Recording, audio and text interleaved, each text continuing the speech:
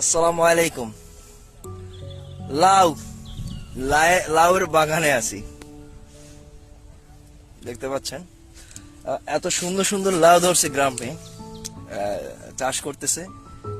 মাশাআল্লাহ, আমি এই ঝাঁকের ভিতরে ঢুকে গেছি, দেখছেন। এরকম অনেকগুলো লাউয়েরই আছে ভিতরে, প্রচুর লাউ হয়েছে।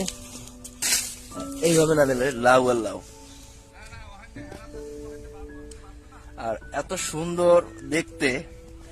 না আসলে না ঢুকলে আমি বুঝতে পারতাম না। বাট আর পাশেই হয়েছে কি আপনার বেগুন, ওইখানে বেগুনের চাষ হচ্ছে।